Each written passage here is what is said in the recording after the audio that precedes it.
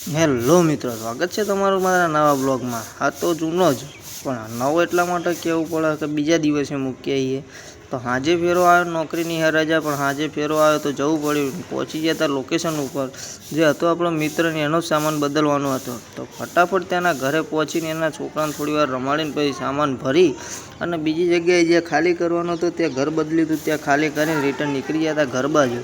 તો આવતા જ કડીમાં મળ્યું ટ્રાફિક, અને ટ્રાફિકમાં માંડ નીકળીને રાતે 10 વાગે ઘેર પહોંચ્યા। પછી બીજા દાડ સવારે ઉઠીને નહીં ધોઈને નોકરી આવી ગયા। ત્યાં સૌપ્રથમ કામ હતું પેસ્ટિંગનું, પેસ્ટિંગ પતાવીને લોટરી આવ્યા।